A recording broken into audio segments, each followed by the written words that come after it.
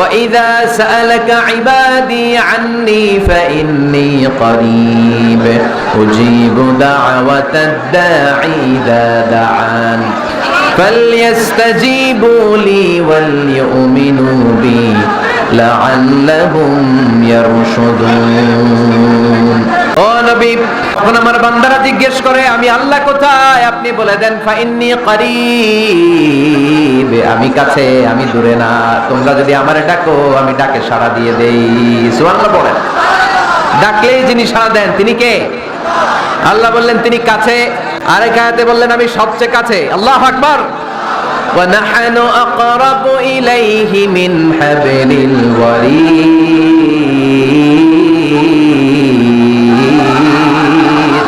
وَنَحْنُ أَقْرَبُ إِلَيْهِ مِنْ حَبْلِ الْوَرِيدِ। মানুষের পিঠে যে মেরুদণ্ড থাকে, মানুষের গলায় যে শ্বাসনালী থাকে, মানুষের ঘাড়ের মধ্যে যে খাদ্যনালী থাকে, আমি আল্লাহ তার শ্বাসনালী এই ঘাড়ের খাদ্যনালীর চাইতেও বেশি কাছে। এই যে শ্বাসনালী, এই যে খাদ্যনালী, এইটা আমার যত কাছে, আমার আল্লাহ আমার তার চাইতে বেশি কাছে। আমরা চাইলেই আল্লাহ গো বলে ডাক দিলেই আল্লাহর কাছে পেতে পারি। আল্লাহর কাছে যাওয়া সহজ না কঠিন? জোরে বলতে হবে, সহজ না কঠিন? আল্লাহ বলেন ফাইন যাকারানি ফি নাফসি যাকারতুহু ফি নাফসি।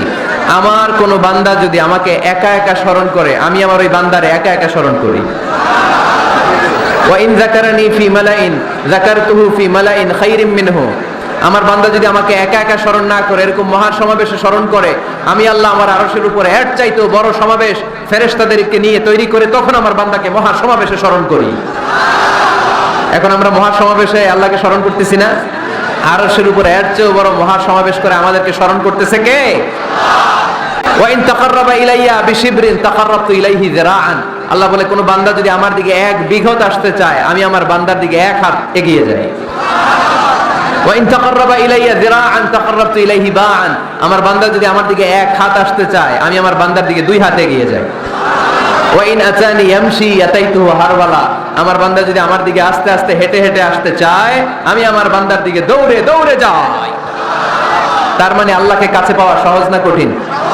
আমরা আল্লাহর কাছের বান্দা হতে চাই কি চাই না? সবাই চান। তা আওয়াজ এত ছোট কেন?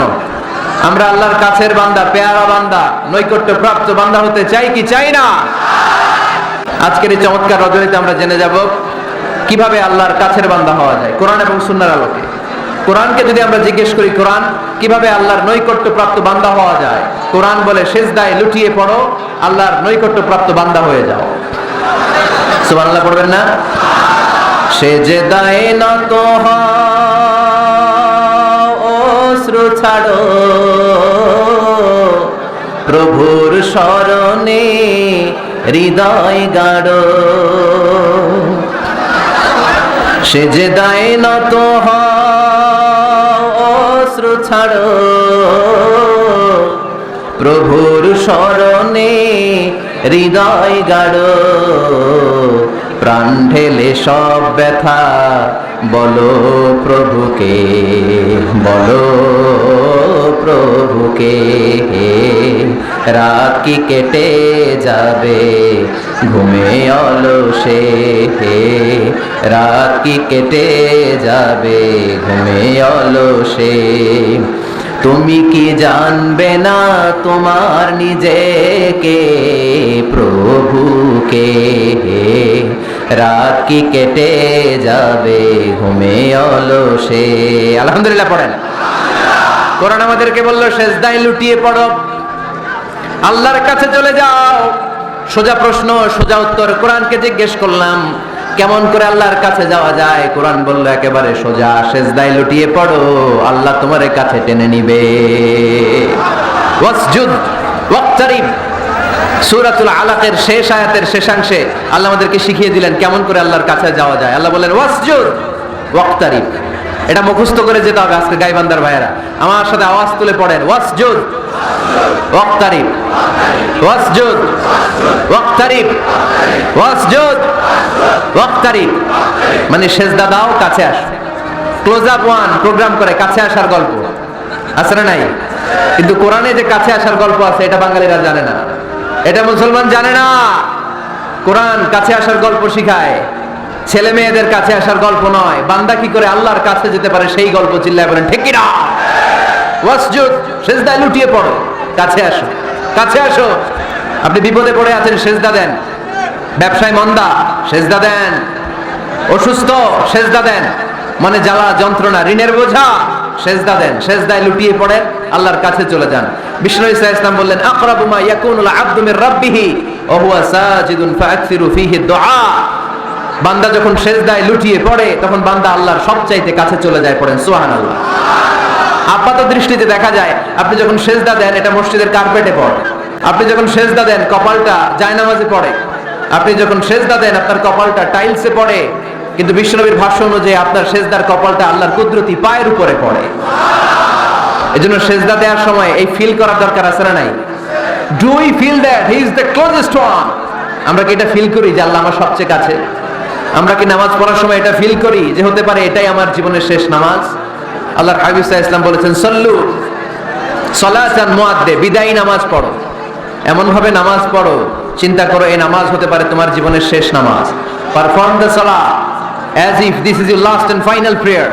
এমন ভাবে সালাত পড়বা, চিন্তা করবা হতে পারে এটাই আমার জীবনের শেষ নামাজ। ঠিক কি না? এখন আমার ঘড়িতে বাজে 10:15। যদি বলা হয় রাত 12টায় আপনার ইন্তেকাল হবে, আজ রাত 12টায় আপনার ইন্তেকাল, এখন 2 রাকাত নামাজের সুযোগ পাবেন, পড়ে নেন, আপনার হুঁশ থাকবে? কথা কম না কেন? হুঁশ থাকবে আপনার? পাগলের মতো দৌড়ি আপনি ঠান্ডা পানি দিয়ে অজু করবেন, ধীরস্থির ভাবে অজু করে জামা পরবেন, আতর মাখবেন, টুপি লাগাবেন, আর চোখ দিয়ে দাঁড় দাঁড় করে পানি ঝরবে। ঠিক কিনা? কারণ আপনি নিশ্চিত, আপনি জানেন আজ রাত 12টায় আপনার মরণ। ওই দিন নামাজে দাঁড়িয়ে কি আপনি প্রতিদিনকার মতো তাড়াহুড়ো করে নামাজ পড়বেন? কিভাবে পড়বেন? ধীরস্থির ভাবে, রিল্যাক্সের সাথে, উইথ রিল্যাক্সের সাথে পড়বেন। লম্বা কিয়াম, লম্বা রুকু, লম্বা সুজুদ। সেদিনের সিজদায় আপনার চোখের পানিতে জায়নামাজটা ভিজে যাবে। ঠিক কিনা? সেদিনের রুকু হবে আপনার জীবনের সবচাইতে সেরা রুকু। সেদিনের সিজদা হবে আপনার জীবনের সবচাইতে শ্রেষ্ঠতম সিজদা, কারণ আপনি জানেন এটাই আমার লাস্ট চান্স। ঠিক কিনা? তো এই যে আজকের মাহফিল শেষে আমরা বাসায় যে পৌঁছতে পারবো, কোনো গ্যারান্টি কারো কাছে আছে? আর 10 মিনিট বাঁচবো, গ্যারান্টি আছে? 5 মিনিট বাঁচবো, শ্বাস যেটা ঢুকালাম শ্বাস বের করতে পারবো, কোনো গ্যারান্টি আছে? তাহলে প্রত্যেক বেলা যখন নামাজে দাঁড়াই এই চিন্তাটা করি না কেন আমরা যে এটাই হতে পারে শেষ নামাজ, যেহেতু কোনো গ্যারান্টি নাই। প্রতিটা ওয়াক্তের নামাজের সময় আমাদেরকে ভাবা উচিত, it could be my last and final prayer in my life. এটা হতে পারে আমার জীবনের শেষ নামাজ। এজন্য এখন থেকে গাইবান্দার ভাইরা, আমরা যখন নামাজে দাঁড়াবো তাড়াহুড়ো করবো নাকি? তাড়াহুড়ো করবেন আপনারা? বিষ্ণু ইসা ইসলাম বলেন সবচেয়ে বড় চোর যে নামাজে চুরি করে। আল্লাহর হাবিব সাল্লাল্লাহু আলাইহি ওয়াসাল্লাম বললেন, কাইফা ইয়াসরিকু ফিস সালাহ, ইয়া রাসূলুল্লাহ নামাজে কেমনে চুরি করে? আল্লাহর হাবিব সাল্লাল্লাহু আলাইহি ওয়াসাল্লাম বললেন, ইয়াসরিকু ফি রুকুইহি ওয়া সুজুদিহি, রুকু সিজদায় চুরি করে। এরকম আছে না নাই? গাইবান্দায় মনে হয় এরকম নাই, আছে বেশি? থাকলে এগুলো আমরা বাদ দিয়ে দিব। এই মাহফিলগুলো হচ্ছে পরিবর্তনের জন্য, পরিবর্তনের জন্য। আমরা শুধু we just show you the right path but the decision is yours. সিদ্ধান্ত আপনার, আমরা পথ দেখাই দিব, এটা জান্নাতের পথ। এই পথটা ডানে চলে গিয়েছে, সোজা straight forward to Jannah, and this is the left way, this goes to the hellfire. এটা জাহান্নামের পথ, চলে গিয়েছে বাঁয়ে। the decision is yours. সিদ্ধান্ত আমার না, সিদ্ধান্ত নিতে হবে আপনাদের। সিদ্ধান্ত নেবেন ডানে যাবেন না বাঁয়ে যাবেন। এজন্য আপনার একটা শক্ত সিদ্ধান্তই পারে আপনাকে জান্নাতি বানাতে। আমরা যেন এই সিদ্ধান্ত নিতে পারি যে আমরা সালাতে আজ থেকে আর কোনোদিন তাড়াহুড়ো করব। তাহলে কি করব? সালাতের মধ্যে রিল্যাক্স করব। কি করব? রিল্যাক্স। আওয়াজ করে পড়েন, রিল্যাক্স। এই সালাতে রিল্যাক্স। দাঁড়াবেন, রিল্যাক্স। রুকুতে যাবেন, রিল্যাক্স। সিজদায় লুটিয়ে পড়বেন, রিল্যাক্স। সিজদা থেকে উঠে বসবেন, রিল্যাক্স। রুকু থেকে সোজা হয়ে দাঁড়ানোর নিয়ম কয়েক সেকেন্ড, কিন্তু অনেকে রুকু থেকে কোন রকম দাঁড় না হয়ে সিজদায় চলে যায়, আছে না নাই? 2 সিজদার মাঝখানে কয়েক সেকেন্ড ঠান্ডা মাথায় বসে তাসবিহ পড়ার কথা, কিন্তু অনেকেই একটা তাসবিহ সিজদা থেকে কোন রকম মাথা তুলেই আরেক সিজদায় দৌড় মারে, এরকম ডাকাইতে, আছে না নাই? এরকম তাড়াহুড়ো করে নামাজ পড়া যাবে?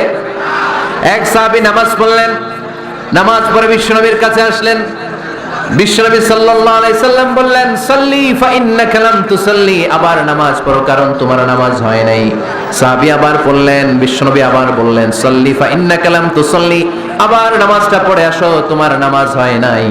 সাহাবী আবার পড়ে আসলেন, বিশ্বনবী আবার বললেন, সাল্লি ফা ইন্নাকা লাম তুসাল্লি, আবার নামাজ পড়ে আসো নামাজ হয় নাই। এবার সাহাবী কেঁদে দিলেন, বললেন, ইয়া রাসূলুল্লাহ, এর চেয়ে ভালো নামাজ আমি পড়তে পারি, আমারে শিখিয়ে দেন। বিশ্বনবী বললেন, তাহলে আসো শিখিয়ে দেই। যখন দাঁড়াবা রিল্যাক্সের সাথে দাঁড়াবা, যখন রুকুতে যাবা রিল্যাক্সের সাথে রুকুতে যাবা, যখন রুকু থেকে সোজা হয়ে দাঁড়াবা রিল্যাক্সের সাথে দাঁড়াবা। হাত্তা তাতমাইন্না রাকিআন, হাত্তা তাতমাইন্না সাজিদান, যেখানেই যাবা শুধু রিল্যাক্স করবা। কি করবা? রিল্যাক্স। নেবেন্দার ভাইরা, তাড়াহুড়ো যেন না করি, খবরদার। তাড়াহুড়ো করা যাবে না, অস্থির হওয়া যাবে না, এদিক ওদিক তাকানো যাবে না। অনেকে নামাজে পড়ে ডান দিকে বাঁ দিকে তাকায়, আছে না নাই? নামাজে পড়ে দাড়িও চুলকায়, আছে না নাই? নামাজে পড়ে মোবাইলও বের করে, আছে না নাই? নামাজে পড়ে বিপিএল এর খেলার টেনশনও করে, এরকম আছে না নাই? না, এগুলো করা যাবে। আপনি নামাজে অন্যদিকে তাকালে আল্লাহ ডেকে বলে, আকবিল, ফিরে আয়। আবার তাকালে আকবিল, ফিরে আয়। আবার তাকালে আকবিল, ফিরে আয়। আবার অন্যদিকে সালাতে তাকালে আল্লাহ বলে, লা হাজাতা লি ইলা সালাতিক, তোর এই নামাজের কোনো দরকার আমি আল্লাহর নাই। নাউজুবিল্লাহ পড়বেন না? তাহলে যে আল্লাহর জন্য সালাত পড়তে গেলেন, ওই আল্লাহ যদি বলে তোর নামাজের দরকার নাই, তাহলে কার জন্য সালাত আদায় করতে গেলেন? একটু চিন্তা করেন। আজ থেকে আমরা এই শপথ নেই যে কখনো কোনোদিন নামাজের মধ্যে আমরা তাড়াহুড়ো করব। বিশ্বনবী সাল্লাল্লাহু আলাইহি সাল্লাম নামাজে দাঁড়ালে লম্বা কিয়াম করতেন, লম্বা রুকু করতেন। আম্মা জান আয়েশা রাদিয়াল্লাহু তাআলা আনহা বলেন, বিশ্বনবী যখন নামাজে দাঁড়াতেন, বিশ্বনবীর পা গুলো ফুলে ফুলে টিউমারের মতো এত মোটা হয়ে যেত, মোটা হয়ে যেত, টিউমার হয়ে যেত পায়ের মধ্যে।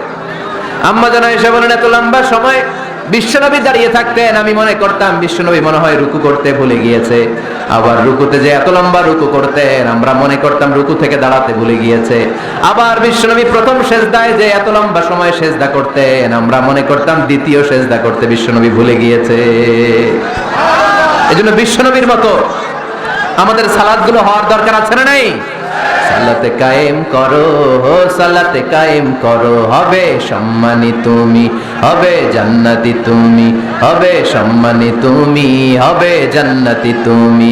দিবে কাল হাসরে শীতল ছায়া আরশে আজিম, রব্বিয়াল আলা, রব্বিয়াল আযীম, রব্বিয়াল আলা, রব্বিয়াল আযীম। সুবহানাল্লাহ পড়ে। লম্বা লম্বা সিজদা দিতেন বিশ্বনবী মুহাম্মদ সাল্লাল্লাহু, লম্বা লম্বা সিজদা দিতেন বিশ্বনবীর স্ত্রীরা, লম্বা লম্বা সিজদা দিতেন বিশ্বনবীর সাহাবারা। বিশ্বনবীর সাহাবাদের বর্ণনা যখন রব্বুল আলামিন কোরআনে দিতে চেয়েছেন, আল্লাহ বলেছেন, তারাহুম রুকআন সুজদা। নবী হে, আপনি দেখবেন আপনার সাহাবারা সময় পেলেই লম্বা রুকু করে, সময় পেলেই লম্বা সিজদা করে। সুবহানাল্লাহ পড়েন। এক সাহাবী এসে বললেন, ইয়া রাসূলুল্লাহ, ইয়া হাবিবাল্লাহ, এমন একটা আমলের কথা আপনি আমারে বলে দেন যে আমলটা করলে রব্বুল আলামিন আমারে জান্নাতে ঢুকাবে। বিশ্বনবী বললেন, আলাইকা বিকাসরাতিস সুজুদ, তোমার উচিত বেশি বেশি লম্বা সিজদায় পড়ে থাকা। লম্বা সিজদায় যারা পড়ে থাকে তাদেরকে জান্নাতে ঢুকানোর গ্যারান্টি দিয়েছে কে? চিল্লায় বলতে হবে কে? সিজদাকে আল্লাহ তাআলা এত পছন্দ করেন, কিয়ামতের দিন আল্লাহ আমাদেরকে আদেশ করবেন, আমাকে একটা সিজদা দিয়ে দেখাও। সেদিন দেখাইতে পারবেন তো আল্লাহরে? হ্যাঁ, পারবেন, পারবেন। ইয়াউমা ইউকশাফু আন সাকিন ওয়া ইউদআউনা ইলাস সুজুদি ফালা ইস্তাতিউন।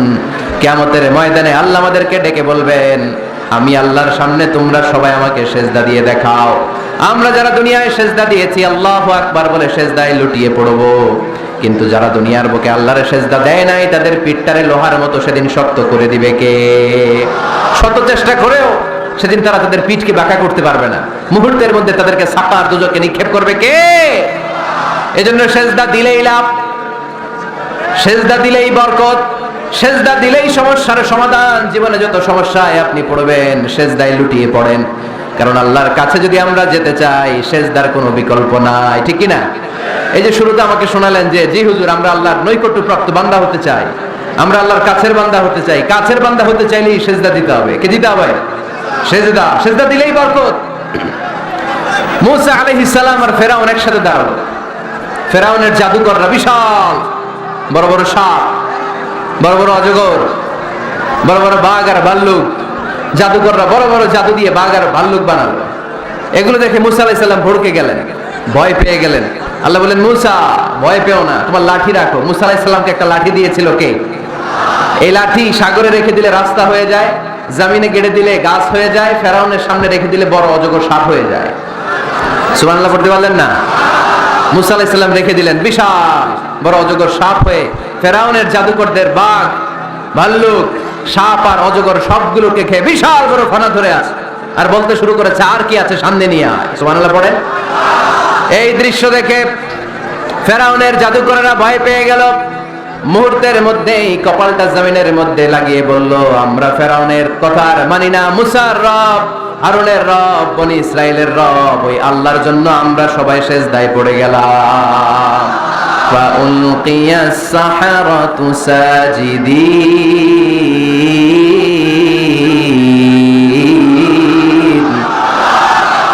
মুহূর্তে এরা সিজদায় পড়ে গেল। সিজদা দেওয়ার সাথে সাথে এদেরকে হেদায়েত দিল কে? এই দুনিয়াতে কেউ কাউরে হেদায়েত দিতে পারে না, হেদায়েত করার মালিক একজন, তিনি কে? কোন নবী কাউরে হেদায়েত দিতে পারে? কোন ওলি, কোন শহীদ, কোন সালেহ, কোন বুজুর্গ? হেদায়েত দেওয়ার মালিক একজন, চিল্লায় বলতে হবে তিনি কে? ইন্নাকা লা তাহদি মান আহবাবতা ওয়ালাকিন্নাল্লাহা ইয়াহদি মান ইয়াশা। আপনি চাইলেই কাউকে হেদায়েত দিতে পারবেন না, হেদায়েত দেওয়ার মালিক কে? এই পৃথিবীতে অনেক বাবা ছিল নবী, ছেলের হেদায়েত হয় নাই, আছে না? আছে না? অনেক ছেলে ছিল নবী, বাবার হেদায়েত হয় নাই, আছে না? অনেক স্বামী ছিল নবী, স্ত্রীর হেদায়েত হয় নাই, আছে না? নাই। তার মানে কেউ কাউরে হেদায়েত দিতে পারে না, হেদায়েত দেওয়ার মালিক একজন, চিল্লায় বলতে হবে তিনি কে? ইবলিস, জাহান্নামীদের সর্দার। আল্লাহর ফাসাজাদাল মালাইকাতু কুল্লুহুম আজমাইন ইল্লা ইবলিস। যত ফেরেশতা ছিল দলে দলে কাতারে কাতারে সাইয়েদনা আদমের জন্য সিজদায় লুটিয়ে পড়লেন, একজন ছাড়া, সে হলো ইবলিস। মুহূর্তের মধ্যে তারা জাহান্নামের লিডার বানায়া দিল কে? কয়টা সিজদার আদেশ অমান্য করেছে? সবাই বলতে হবে কয়টা? আমরা অমান্য করতেছি কয়টা? শয়তান মিস করছে কয়টা সিজদা? গাইবান্দার ভাইরা এখন আওয়াজ নাই গলায়। ইবলিস শয়তান সিজদা মিস করছে কয়টা? আপনি মিস করছেন কয়টা? হ্যাঁ, কোনো হিসাব নাই। এজন্য বেশি বেশি সিজদা দেওয়ার দরকার আছে না নাই? সালাত দেওয়ার দরকার আছে না নাই? কেমন করে আল্লাহর কাছে যাব? আল্লাহ বলেন ওয়াসজুদ ওয়াক্তারিব। আমার সাথে সাথে আওয়াজ করে পড়তে হবে, ওয়াসজুদ ওয়াক্তারিব, ওয়াসজুদ ওয়াক্তারিব। মানে সিজদায় লুটিয়ে পড়ো, আমি আল্লাহর কাছে চলে আস। এখন থেকে অসুস্থ হলে কি করবেন? হ্যাঁ, সিজদা দিবেন। বিপদে পড়লে কি করবেন? বাবার দরবারে যাবেন না? হ্যাঁ, পরীক্ষায় পাশ করতে চাইলে কি করবা? সিজদা দিয়ে কারে বলবো? আল্লাহরে বলবো। তিনি সবকিছু সমস্যার সমাধান করে দিতে পারেন, ঠিক কিনা?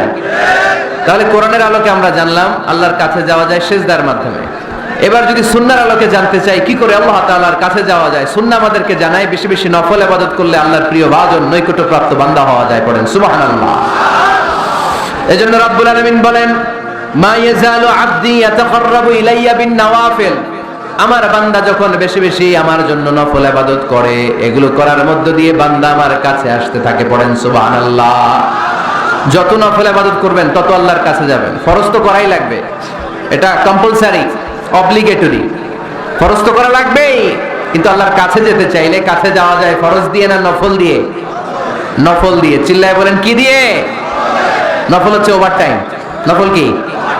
ওভারটাইম করে যেমনি বেশি টাকা কামানো যায়, তেমনি নফল ইবাদত করে আল্লাহ তাআলার প্রিয় ভাজন বান্দা হওয়া যায়, কাছে যাওয়া যায়। চিল্লায় বলেন ঠিক কি না?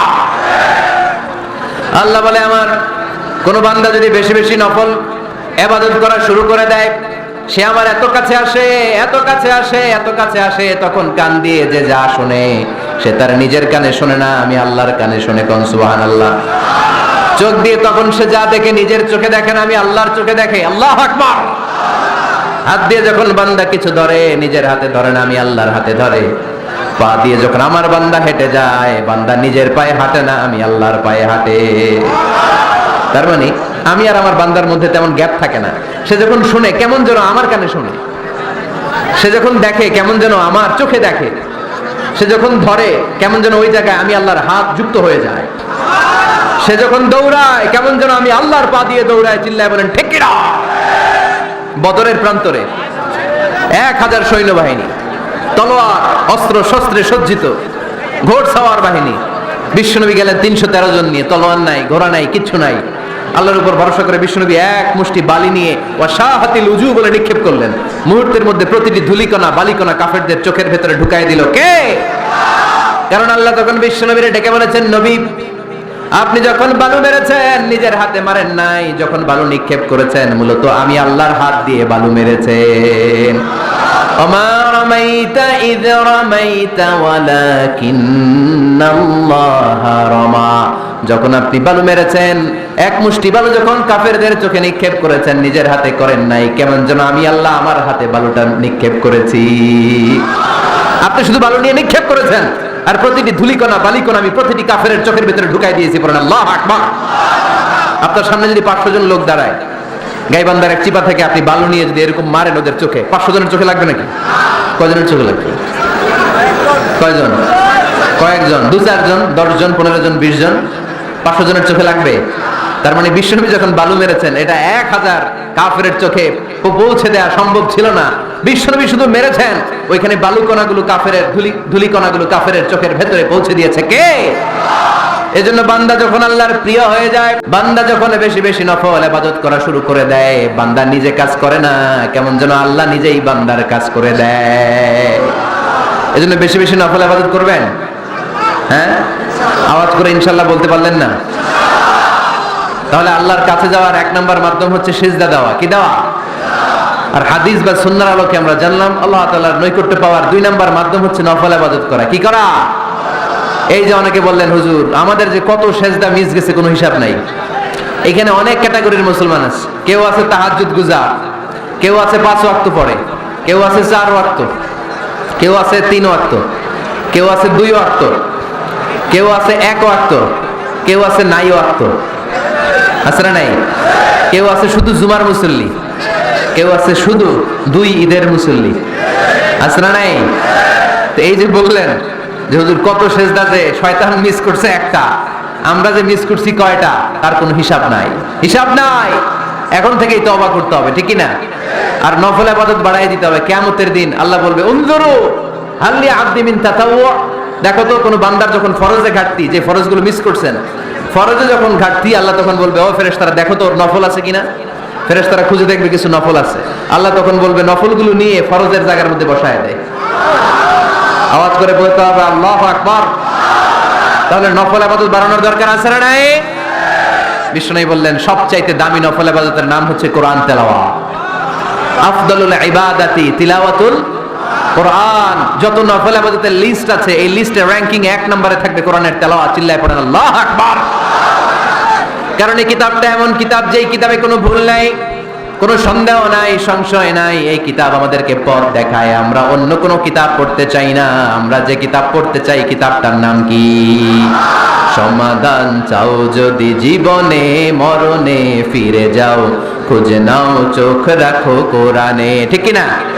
চোখ রাখবেন কোথায়? আওয়াজ করে কোথায়? পড়েন সবাই। সমাধান চাও যদি জীবনে মরণে ফিরে যাও, খুঁজে নাও চোখ রাখো কোরআনে। If you want the solution this দুনিয়া এন্ড আখিরা, go back have a look to the holy কোরআনে।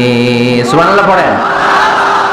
কোরআনে চোখ রাখেন, সব আছে এখানে। সব ইতিহাস, embryology, cosmology, sociology, biology, botany, মানব প্রয়োজনীয় যা দরকার, সাগরের অতুল গহ্বরের কথা, মহাকাশের কথা, নৃবিজ্ঞান, প্রাগৈতিহাসিক বর্ণনা, সবকিছু দিয়ে কোরআনটাকে সমৃদ্ধ করে দিয়েছে কে?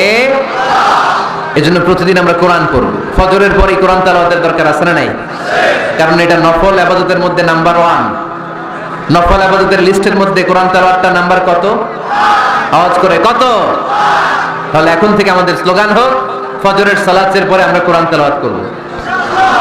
ইনশাআল্লাহ নাই? রাজি আছেন তো সবাই? ফজরের পরপরই যেন গাইবান্ধার প্রতিটি গ্রাম থেকে, প্রতিটি ঘর থেকে কোরআনের সুমধুর বাণী ভেসে আসে। ঠিক কি না? আমাদের ছেলেমেয়েরা কোরআন শিখুক, কোরআন জানুক, কোরআন শিখে মানুষ হোক, আমরা চাই না? কারণ কোরআন শিখলেই মানুষ হওয়া যায়। কোরআন এসেছে মানুষের মতো মানুষ বানাতে। গরুর পেট থেকে বেরোলে এটা গরু, ছাগলের পেট থেকে বেরোলেই ওটা ছাগল হয়ে যায়, কিন্তু মানুষের পেট থেকে বেরোলেই ওটা মানুষ হয় না, ওটা মানুষ বানাইতে হয়। আর মানুষ বানাইতে হইলে যে কিতাবটা লাগে ওই কিতাবটার নাম কোরআন। পড়তে জানেন তো সবাই? রিডিং দেখে পড়তে জানেন? একটা অক্ষর পড়লে 10টা নেকি দেয় কে? এক আয়াত পড়লে জান্নাতে আপনার ফ্ল্যাট এক এক তলা লম্বা করে দেয় কে? পৃথিবীর আর কোন কিতাবের ব্যাপারে এই ঘোষণা আছে? রবীন্দ্রসঙ্গীত তেলাওয়াত করলে এক অক্ষরে কত সওয়াব? সওয়াব নাকি মাইল? নজরুল সঙ্গীত তেলাওয়াত করলে এক শব্দে কত সওয়াব? বাইবেল পড়লে, গীতা পাঠ করলে, রামায়ণ, শ্রীমদ ভাগবত গীতা, কোন সওয়াব আছে? কিন্তু কোরআনের একটা অক্ষর পড়লে আমলনামায় 10 নেকি দিবে কে? যারা কোরআন পড়তে জানি না, কোরআন যেন শিখে নেই। এইখানে মাদ্রাসা আছে, এক ভাই সিনেমা কিনে, সিনেমা হল কিনে এটার মাদ্রাসা বানাই ফেলছে। চমৎকার না আইডিয়াটা? পৃথিবীতে আইডিয়ার বড় দাম। Just try to generate new ideas, you will win the world. গোটা বিশ্ব আপনি জয় করবেন যদি মাথায় আইডিয়া থাকে, ঠিক কি না? কি সুন্দর আইডিয়া ভাইয়ের। আগে ছিল কি সিনেমা, এখন হয়েছে মাদ্রাসা। এখন কি পারা যাবে না এরকম? ছেলে মেয়েদেরকে মাদ্রাসাগুলোতে দিবেন। মসজিদে সান্ধ্যকালীন কোরআন শিক্ষার আসর করবেন। ইমাম আছেন কারা কারা দেখি? আইম্মাতুল মাসাজিদ, বিভিন্ন মসজিদের ইমাম। অনেক ইমাম আসছে তো, মাশাআল্লাহ মাশাআল্লাহ, হাত নামান। আমি অনুরোধ করব, ছোটবেলায় আমরা মক্তবে যেতাম কোরআন পড়ার জন্য। এই মক্তবের সিস্টেম আশা করি চালু আছে আপনাদের মসজিদে, আছে না? আচ্ছা, এটা ছোটদের জন্য। মুরব্বীদের জন্য একটা সিস্টেম করার দরকার আছে না? নাই? বয়স্কদের জন্য কোরআন শিক্ষার আসর। ইমাম সাহেবরা যারা হাত তুলছেন, করা যাবে? হ্যাঁ, ইনশাআল্লাহ বলেন। বিকেলে বা সন্ধ্যায় বয়স্কদের কোরআন শিক্ষার আসর। আর বয়স্করা যারা পারেন না, একটু যাওয়া যাবে করার জন্য? এগুলো হইতেছে ওয়াজ। আপনাদের খোঁজ খবর নেয়া, কি করলেন, কার কি অবস্থা, কেমনি একটু ইমপ্রুভ করা যায়, কেমনি জান্নাতের রাস্তাটা একটু ক্লিন করা যায়, এক ধাপ এগিয়ে যাওয়া যায়, এগুলোই ওয়াজ, ঠিক কি না? তাহলে যারা আমরা কোরআন জানি না, আজকের এই গাইবান্ধার বিশাল জনসমুদ্রের এই প্রোগ্রাম তখনই সফল হবে যখন এই নিয়ত করে আমরা ফিরতে পারবো যে কোরআন শিখে মরতে চাই। রাজি আছি সবাই? রাজি আছি সবাই? তাহলে নফল ইবাদতের 1 নাম্বার লিস্ট হচ্ছে কোরআন তেলাওয়াত। এই কোরআন তেলাওয়াত করে আমরা আল্লাহর কাছে যেতে চাই। লিস্ট নাম্বার 2, তাহাজ্জুদের সালাত। কিসের সালাত? পড়েননি মাঝে মাঝে নাকি ফজরই পড়তে পারেন না? হ্যাঁ, রব্বুল আলামিন বলেন, ওয়া মিনাল লাইলি ফাতাহাজ্জাদ বিহি নাফিলাতান লাকা আসা আন ইয়াবআসাকা মাকামান মাহমুদা। রাত্রিবেলায় যে ব্যক্তি তাহাজ্জুদের সালাত আদায় করবে তার মর্যাদা বাড়িয়ে দেয় কে? এই যে এপ্রিল মাসে রমাদান আসতেছে না, রমজানের সাহরি খাওয়ার সময় আপনারা তাহাজ্জুদ করে নেবেন ফজরের আগ দিয়ে। পারা যাবে না? ওই টাইমে আল্লাহর রহমত বরকত খুব বেশি আল্লাহ নাজিল করেন। আল্লাহ প্রথম আকাশে যখন নেমে আসে, সুবহানাল্লাহ পড়েন, আর ডাকতে থাকে, এই কার কি লাগবে চাও, কার কি লাগবে। উনি ডাকে দেওয়ার জন্য, আমাদের চাওয়ার সময় নাই, আমাদের চাওয়ার সময় নাই। কার কি লাগবে ওই সাহারির সময় তাহাজ্জুদ করে আল্লাহর কাছে চান, আপনার মনোবাসনা সব পূর্ণ করে দিতে পারে কে? কোরআনে ঘুমের কয়েকটা আরবি আছে। ঝিমুনি ভাব যে আসে এটাকে আরবিতে বলে নুআস। অনেক সময় গাড়িতে বসে থাকলে এরকম ঝিমুনি আসে না? এটার আরবিতে কি বলে? নুআস। আর হালকা সামান্য ঘুম, যেই ঘুমে মানুষ ঘুমায় আবার আশেপাশে কে যেন কথা বলে শোনাও যায়, এরকম একটা পাতলা ঘুম আছে না? নাই? এটাকে ইংরেজিতে বলে পাওয়ার ন্যাপ, এটারে বলে সিনা। এটার কি বলে? আর সিম্পল ঘুম আমরা যেটা রাতে ঘুম দেই এটার বলে নাউম। এটার কি বলে? এই সিনা আর নাউম কোরআনের এক আয়াতে আছে না? নাই? আয়াতুল কুরসির ভেতরে লা তাখুযুহু সিনাতু ওয়ালা নাউম, আল্লাহর সিনাও নাই, আল্লাহর নাউমও নাই। তাহলে একটা পেলাম নুআস ঝিমুনি, আরেকটা পেলাম হালকা ঘুম সিনা, আরেকটা পেলাম স্বাভাবিক ঘুম, এটারে বলে নাউম, আরেকটা আছে গভীর ঘুম, এটার বলে হুজুদ। এটার কি বলে? সবাই আওয়াজ করে বলতে হবে, এটার কি বলে? হুজুদ। এটা কখন হয়? রাত 3টার পরে হয়। আহারে কি আরামের ঘুম, কম্বল টাইনে টাইনে ঘুমাইতে মন চায়। অ্যালার্ম বাজতে থাকে, অ্যালার্ম আরেক দিকে ফালাইয়া মজার ঘুম, আর নাক ডাকে, আছে না? নাই? এই শেষ রাতের মজার ঘুমটাকে আরবিতে বলে হুজুদ। এই হুজুদের ঘুমকে স্যাক্রিফাইস করে যে নামাজ পড়া হয় ওই নামাজটারে বলে সলাতুল হুজুদ বা সলাতুত তাহাজ্জুদ। পড়েন সুবহানাল্লাহ। ওই নামাজটারে আল্লাহ বড্ড পছন্দ করে। ওই নামাজ যারা পড়ে তাদেরকে কাছে টেনে নেয় কে? মাঝে মাঝে তাহাজ্জুদ পড়তে রাজি আছেন তো সবাই? উঠা বসা করতেছেন কেন? কখন আসছেন আপনারা মাহফিলে? সকাল 10টায়। এত আগে কেন? জায়গা পাওয়া যায় না। এই সব মাহফিলে অবস্থা। পীরগঞ্জে জিজ্ঞেস করলাম কখন আসছেন, কয় গত রাত্রে। বললাম ঘটনা কি? গত রাতে কেন? জায়গা পাওয়া যাবে না। আরেক দল বলতেছে ফজর থেকে। তো ফজর থেকে একজন লোক বসে থাকতে পারে? আলোচনা শেষ করে দেই, কষ্ট হয়ে যাচ্ছে আমাদের।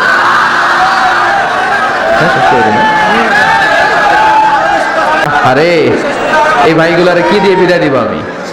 এই ঘন্টার পর ঘন্টা দাঁড়ায় আছে। আর কয়েক মিনিটের মধ্যে শেষ করে দেব ইনশাআল্লাহ। পড়ে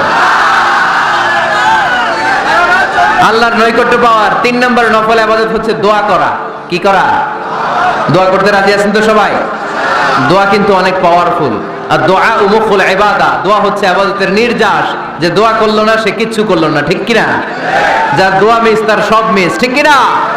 এজন্য নামাজের মধ্যে আমরা দোয়া করি। সূরা ফাতিহা হচ্ছে সূরাতুদ দোয়া, দোয়ার সূরা। একটা দামি দোয়া আমরা সালাতে পড়ি, আমরা অর্থই জানি না। দোয়াটা হচ্ছে ইহদিনাস সিরাতাল, সবাই পড়েন ইহদিনাস সিরাতাল। আমি যদি কোনদিন পথ ভুলে যাই, হাত ছানি দিয়ে কাছে নিও, মমতার বন্ধনে আমায় বেঁধে সব ভুল ক্ষমা করে দিও। আমি যদি কোনদিন পথ ভুলে যাই, হাত ছানি দিয়ে কাছে নিও, মমতার বন্ধনে আমায় বেঁধে। আবার বিষ্ণু বললেন কালিমাতান হাবিবাতান ইলার রহমান খাফিফাতান আলাল লিসান সাকিলাতান ফিল মিজান। আল্লাহর কাছে দুইটা বাক্য আছে বড্ড প্রিয়, জিহ্বায় উচ্চারণ করতে একেবারে হালকা, কিয়ামতের দিন মিজানের পাল্লায় উঠিয়ে দিয়ে দিলে ওজন হয়ে যাবে সবচেয়ে ভারী। সুবহানাল্লাহ। দেখেন আমার নবীর কথার ওজন কত। দুইটা বাক্য জিহ্বায় উচ্চারণে পাতলা বা হালকা, আল্লাহর কাছে বড্ড প্রিয়, কিন্তু মিজানের পাল্লায় রেখে দিলে ওজন ভারী হয়ে যাবে। এই দুইটা বাক্যের একটা হচ্ছে সুবহানাল্লাহি ওয়া বিহামদিহি সুবহানাল্লাহিল আযীম। আমার সাথে সাথে আওয়াজ তুলে পড়েন সুবহানাল্লাহি ওয়া বিহামদিহি সুবহানাল্লাহিল আযীম। আবার পড়েন সুবহানাল্লাহি ওয়া বিহামদিহি সুবহানাল্লাহিল আযীম। নামাজের পরে এই তাসবিহগুলো পড়ার দরকার আছে না নাই? 33 বার সুবহানাল্লাহ, 33 বার আলহামদুলিল্লাহ, 34 বার আল্লাহু আকবার। পড়েন তো। এই ডান হাতের গিরায় পড়বেন, পারবেন? আব্দুল্লাহ ইবনে আমর ইবনে আল-আস বলেছেন রাআইতু রাসূলুল্লাহি সাল্লাল্লাহু আলাইহি ওয়াসাল্লাম ইয়াকিদু আত-তাসবিহা বিয়ামিনিহি। আমি দেখেছি আল্লাহ রাসূল সাল্লাল্লাহু আলাইহি ওয়াসাল্লামকে ডান হাতের গিরায় তাসবিহ পড়তে। কোন সুবহানাল্লাহ। আর জিকির করবেন ভদ্রভাবে। উযকুর রাব্বাকা ফি নাফসিকা তাদাররুআ ওয়া খীফাতাও ওয়া দুনাল জাহরি মিনাল কওল। জিকির করার পদ্ধতি নাম্বার 1, মনে মনে নীরবে নিঃশব্দে আওয়াজ করে লাফালাফি করে জিকির করা যাবে না। কেউ যদি লাফালাফি করে জিকির করে বুঝাবেন ভাই নিজেকে সংবরণ করো। লাফালাফি করে জিকির বিশ্বনবী করে নাই, চিল্লায় বলেন ঠিক কিনা? লাফালাফি করে জিকির সাহাবারা করে নাই, চিল্লায় বলেন ঠিক কিনা? ধীরে সুস্থে সাহাবারা আল্লাহ রাসূল সাল্লাল্লাহু আলাইহি ওয়াসাল্লাম যেভাবে আমাদেরকে জিকির শিক্ষা দিয়েছেন আমরা ওইভাবে করব, ঠিক কিনা বলেন? নফল ইবাদতের 5 নাম্বার হচ্ছে দান করা। কি করা? কি করা? যাকাত দেয়া। দেন তো আপনারা? যাকাত আদায় করেন তো? দে যাকাত তোরা দে রে যাকাত, তোর দিল খুলবে পরে আগে খুলো খাত। দে যাকাত তোরা দে রে যাকাত। পড়েন আমিন। গোপন দান আল্লাহর কাছে প্রিয়। দেখিয়ে দিলেও কবুল হয়, কিন্তু গোপনে দান করলে এটা 100% কবুল করে নেবে কে? লুকিয়ে দান করবেন, কেউ যেন আপনার নাম না জানে। রাত 12টার দিকে মসজিদের দান বক্সে 500 টাকা রেখে আসবেন, ওইটার দাম বেশি। আর বিশাল জনতার মঞ্চে 1 কোটি টাকা দিলে ওইটার সমান হবে না। আওয়াজ করে বলেন ঠিক কিনা? কারণ এখানে দান করলে অমুক ভাই দিয়েছে 2 কোটি টাকা, বলেন মারহাবা। এই মারহাবার মধ্যে ইখলাস থাকতেও পারে, নাও থাকতে পারে, কিন্তু লুকিয়ে যে 5 টাকা দান করলেন ওইটারে কিয়ামতের দিন আল্লাহ সওয়াব বাড়াতে বাড়াতে উহুদ পাহাড়ের সমান করে বড় করে আপনার আমলনামায় ঢুকায়া দিবে। আল্লাকা সিররুন ইনদাল্লাহ বাইনাকা আনতা ওয়া বাইনাল্লাহ আল্লাকা সাদাকাতুন তাখফা লা ইয়ালামুহা ইল্লাল্লাহ আল্লাকা সিররুন ইনদাল্লাহ বাইনাকা আনতা ওয়া বাইনাল্লাহ আল্লাকা সাদাকাতুন তাখফা লা ইয়ালামুহা ইল্লাল্লাহ। সুবহানাল্লাহ পড়েন। দেখেন কত সুন্দর নাশিদ। তোমার আর আল্লাহর মাঝে এরকম গোপন ডিলিংস আছে নাকি যেটা তুমি আর আল্লাহ ছাড়া কেউ জানে না? আল্লাহর সাথে গোপন ডিলিংস করবেন। তুমি গোপনে কোনো দান করেছো নাকি যেটা আল্লাহর চোখ ছাড়া পৃথিবীর কোনো চোখ দেখেনি? এরকম গোপন কিছু দান আমাদের জীবনে থাকার দরকার আছে না নাই? 6 নম্বর নফল ইবাদত হচ্ছে মানুষকে খাওয়ানো। মানুষকে কি করবেন? কি করবেন? নাকি খালি খাইবেন? খাইবেন কে কে দেখি? কেউ খাবেন না? তো যারা খাওয়াবে এদের খাওয়াগুলো খাবে কে? খাইবেন কে কে? এই কয়েকজন। আচ্ছা, এবার খাওয়াবেন কে কে দেখি? মাশাআল্লাহ মাশাআল্লাহ, আল্লাহ তুমি কবুল করো। কিয়ামতের দিন আল্লাহ বলবে, হে বান্দা ইসতাতআমতুকা ফালাম তুতঈমুনি, আল্লাহ বলবে, হে বনি আদম, আমার ক্ষুধা লাগছিল, আমি খাবার চাইছিলাম, তুই আমার খাবার দেশ নাই। বান্দা বলবে, আল্লাহ আপনি খাইতে চাইছিলেন, আরে আপনি খাইতে চাইলে তো হোটেল শেরাটন থেকে বস্তা বস্তা খাবার বক্স করে নিয়ে আসতাম, কই কোনোদিন তো চান নাই। আল্লাহ ডেকে বলবে, গোলাম ওই যে না খেয়ে থাকা ভিক্ষুকটা তোর দরজায় গিয়েছিল, তোর দুয়ারে গিয়েছিল, তোর কাছে হাত পেতেছিল, খাবার চেয়েছিল, আমার না খেয়ে থাকা বান্দাটারে ওই দিন যদি তুই খাওয়ায় দিতি, ওই বান্দারে খাওয়ালে আমি আল্লাহরে খাওয়ানো হয়ে যেত। আমার গরিব দুঃখী বান্দারে খাওয়াইলে আমি আল্লাহরে খাওয়ানো হয়ে যেত। এজন্য আল্লাহর হাবিব সাল্লাল্লাহু আলাইহি ওয়াসাল্লাম মদিনাতে যেই সর্বপ্রথম ঘোষণা দিলেন, আত'ইমুত তাআম, খাবার খাওয়াও, মদিনার খাদ্য সংকট দূর করে দাও। এজন্য খাবার খাওয়ানোর মধ্য দিয়ে আমরা আল্লাহর নৈকট্য প্রাপ্ত হতে পারি। মানুষকে খাওয়াতে মন চায় তো আপনাদের? হ্যাঁ, খাওয়ানোর অভ্যেস আছে নাকি? মেহমান আসলে রেগে যান? অনেকে মেহমান আসলে নাখোশ হয়, খালি মেহমান আসে, খালি মেহমান। ও মিয়া, মেহমান আপনার রিজিকে ভাগ বসাতে আসে না, সে আল্লাহর পক্ষ থেকে রিজিক নিয়ে আপনার রিজিকে বরকত বাড়ানোর জন্য আসে। জোরে বলেন ঠিক কিনা? বরকত খাওয়াবেন, খাওয়াবেন। আর যত নফল ইবাদত করবেন রেগুলার করব। আহাব্বুল আমালি ইলাল্লাহি আদওয়ামুহা ওয়া ইন কাল্লা, আমরা যাই করি না কেন রেগুলার করব। রাজি আছেন তো? রেগুলার করলে নফল ইবাদতগুলোয় বরকত দেয় কে? এবার আমি প্রশ্ন করি, উত্তর দেন। কোরআনের আলোকে আল্লাহর কাছে যাওয়ার মাধ্যম কি? কি দেওয়া? কি দেওয়া? সেজদা দেওয়া। বেশি বেশি সেজদা দিবেন তো? সেজদা দিয়ে কার কাছে চাইবেন? আর হাদিসের আলোকে আল্লাহর কাছে যাওয়ার মাধ্যম কি? নফল ইবাদত করা। চিল্লায় বলো মুসলমান, কি করা? নফল ইবাদত করা। আমরা যেন বেশি বেশি আল্লাহকে সেজদা দিয়ে বেশি বেশি নফল ইবাদত করে আল্লাহর প্রিয় ভাজন বান্দা হতে পারে। আল্লাহ তুমি তৌফিক দান করো, আমরা পড়ি আমিন। যতগুলো কথা বলেছি কোরআন সুন্নাহর আলোকে বলেছি, বানিয়ে কিছু বলি নাই।